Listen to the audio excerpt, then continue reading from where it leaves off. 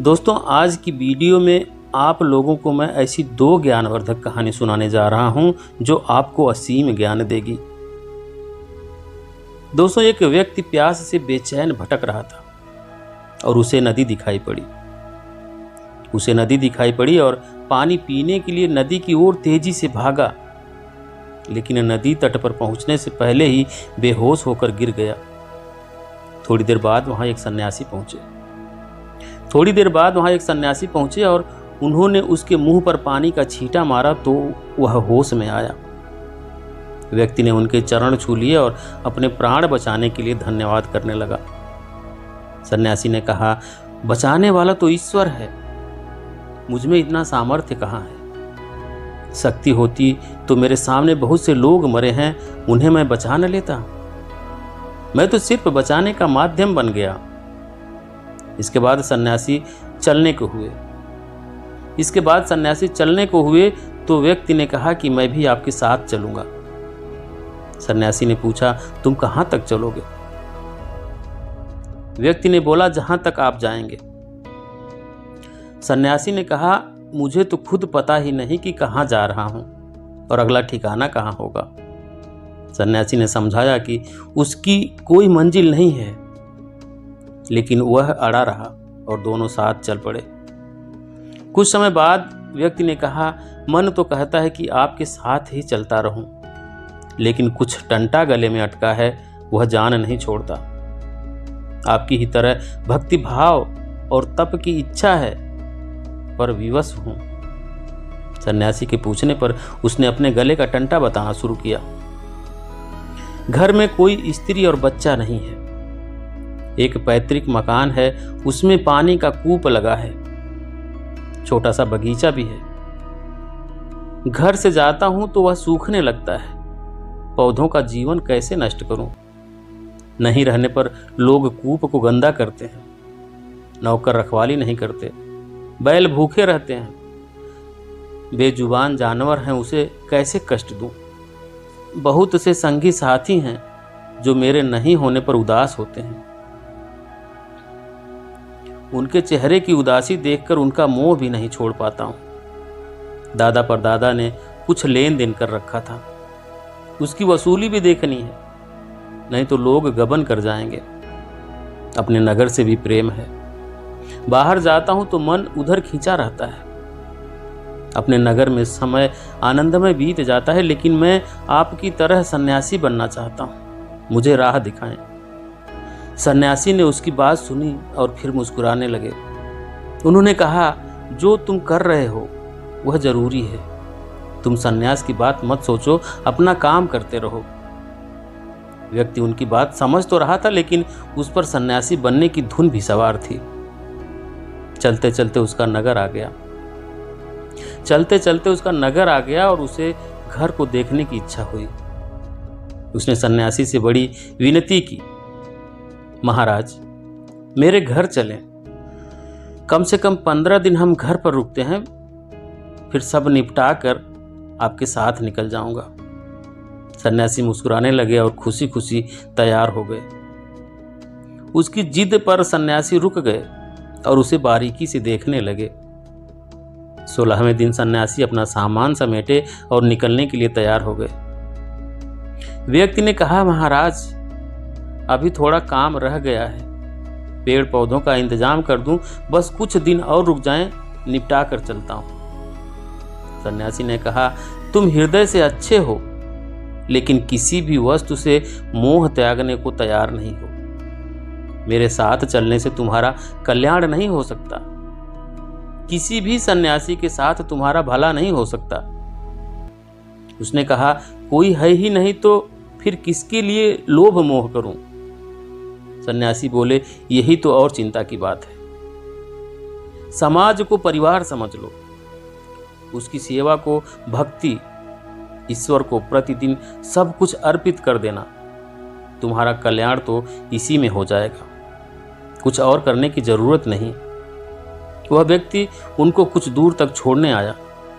विदा होते होते उसने कहा कि कोई एक उपदेश तो दे दीजिए जो मेरा जीवन बदल दे।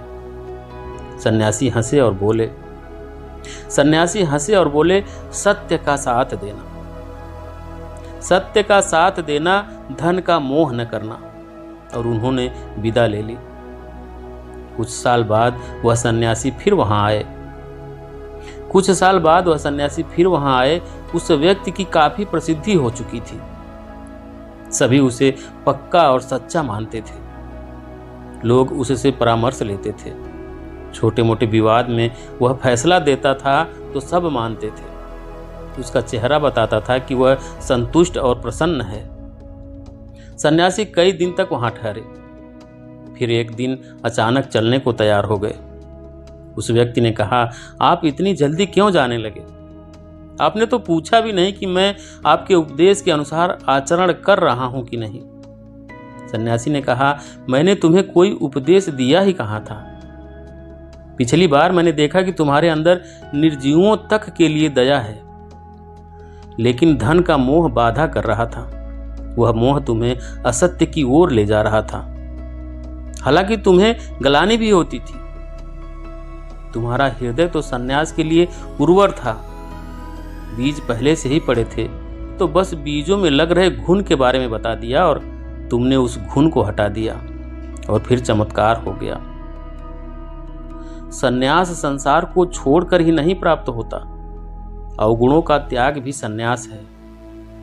दोस्तों, हम सब के अंदर भी उसी व्यक्ति की तरह सद्गुण है। जरूरत है उन्हें निखारने की। अपने काम करने के तरीके में थोड़ा बदलाव करके आप चमत्कार कर सकते हैं। तो हर किसी से प्रेम से बोलें। उनसे ज़्यादा मीठा बोलेंगे जिन पर आपका शासन है। आप में जो मधुरता आ जाएगी वह जीवन बदल देगी। कम से कम इसे आजमा कर देखिए। जो चाहोगे सो पाओगे। दोस्तों, एक साधु घाट किनारे अपना डेरा डाले हुए थे। वहां वह धुनी रमाकर दिन भर बैठे रहते थे और बीच बीच में ऊंची आवाज में चिल्लाते, जो चाहोगे सो पाओगे, जो चाहोगे सो पाओगे। उस रास्ते से गुजरने वाले लोग उन्हें पागल समझते थे।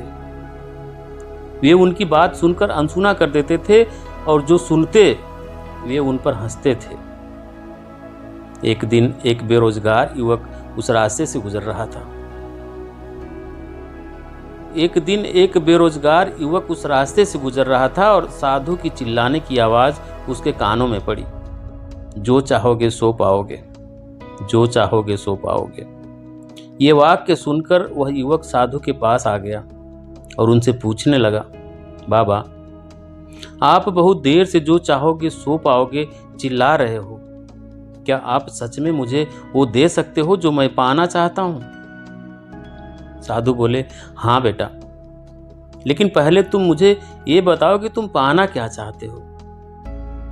युवक बोला, बाबा, मैं चाहता हूं कि एक दिन मैं हीरों का बहुत बड़ा व्यापारी बनूं।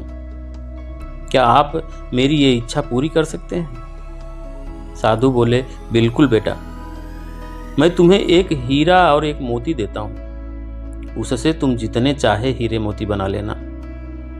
साधु की बात सुनकर युवक की आंखों में आशा की ज्योति चमक उठी।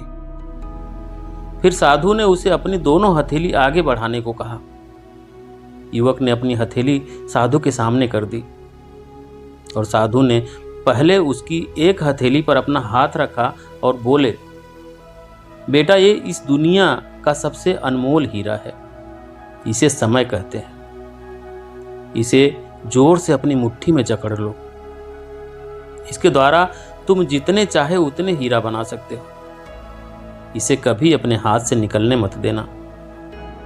फिर साधु ने अपना दूसरा हाथ युवक की हथेली पर रखकर बोले, बेटा, ये दुनिया का सबसे कीमती मोती है। इसे धैर्य कहते हैं। जब किसी कार्य में समय लगाने के बाद भी वांछित परिणाम प्राप्त ना हो तो इस धैर्य नामक मोती का धारण कर लेना। यदि यह मोती तुम्हारे पास है तो तुम दुनिया में जो चाहो वो हासिल कर सकते हो। युवक ने ध्यान से साधु की बात सुनी और उन्हें धन्यवाद करके वहां से चल पड़ा। उसे सफलता प्राप्ति के 2 गुरु मंत्र मिल गए थे। उसने निश्चय किया कि वह कभी अपना समय व्यर्थ नहीं गंवाएगा और सदा धैर्य से काम लेगा। कुछ समय बाद उसने हीरे के एक बड़े व्यापारी के यहाँ काम करना प्रारंभ किया।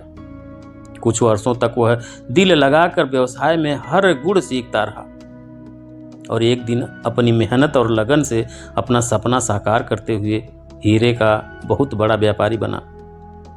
दोस्तों, लक्ष्य प्राप्ति के लिए सदा समय और धैर्य नाम के हीरे मोती अपने साथ रखें। अपना समय कभी व्यर्थ ना जाने दें और कठिन समय में धैर्य का दामन बिल्कुल ना छोड़ें। सफलता अवश्य मिलेगी। ये 2 गुरु मंत्र हमेशा याद रखना और इसका उपयोग करना। पहला है समय और दूसरा है धैर्य। जिस व्यक्ति ने ये 2 चीजें अपने वश में कर ली, वो व्यक्ति कभी भी अपने लक्ष्य से भटक नहीं सकता। तो ये थी आज की कहानी दोस्तों। आपको कैसी लगी कमेंट करके जरूर बताएं। पसंद आई हो तो वीडियो को लाइक कर दें, चैनल को सब्सक्राइब करके बेल आइकन प्रेस कर दें ताकि आने वाली सभी वीडियो का नोटिफिकेशन सबसे पहले आपको मिले। वीडियो देखने के लिए बहुत बहुत धन्यवाद।